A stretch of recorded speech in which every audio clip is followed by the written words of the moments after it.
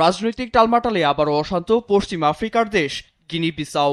সম্প্রতি অনুষ্ঠিত প্রেসিডেন্ট নির্বাচনের ফল ঘোষণার কথা ছিল বৃহস্পতিবার, কিন্তু তার আগেই সেনা অভ্যুত্থানের কবলে দেশটি। বৃহস্পতিবার ভোট গণনা শেষে আনুষ্ঠানিক ফল ঘোষণা ছাড়াই নিজেদের জয়ী ঘোষণা করেন বর্তমান প্রেসিডেন্ট উমারো সিসোকো এমবালো। পাল্টা বিজয়ের দাবি করেন বিরোধী দলীয় নেতা ফার্নান্দো দিয়াজো। এ নিয়েই বাধে উত্তেজনা। পরিস্থিতি সামলাতে স্থানীয় সময় বুধবার দুপুরে কু বা অভ্যুত্থানের ঘোষণা দেন একদল সেনা কর্মকর্তা। নিজেদের শীর্ষ কমান্ড দাবি করা কর্মকর্তারা জানান, আইন শৃঙ্খলা পুনর্বহালের জন্য রাষ্ট্রের দায়িত্ব নিয়েছে তারা। পরবর্তী নির্দেশনা না দেওয়া পর্যন্ত নির্বাচনও স্থগিত। জারি করা হয়েছে সন্ধ্যা আইন বা কারফিউ। জাতীয় নিরাপত্তা ও জনশৃঙ্খলা পুনরুদ্ধারের উচ্চ সামরিক কমান্ড পূর্ণ ক্ষমতা নিয়েছে।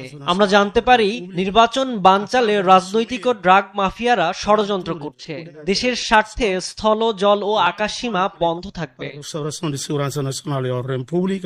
এদিন নির্বাচন কমিশনের কার্যালয়, প্রেসিডেন্টের প্যালেস এবং স্বরাষ্ট্র মন্ত্রণালয়ের আশপাশে গুলাগুলির খবর পাওয়া গেছে। সহিংসতার অভিযোগে আটক হয়েছেন প্রেসিডেন্ট উমারো সিসকো আম্বালো ও বিরোধী নেতা ফার্নান্দো দিয়াজো। সাংবিধানিক শৃঙ্খলা পুনর্বহালের আহ্বান জানিয়েছে মোজাম্বিক ও নাইজেরিয়া। উদ্বেগ জানিয়েছে পর্তুগাল ও জাতিসংঘ। 1974 সালে পর্তুগাল থেকে স্বাধীনতা লাভের পর কয়েকটি সামরিক অভ্যুত্থান ও অভ্যুত্থান চেষ্টা হয় দেশটিতে।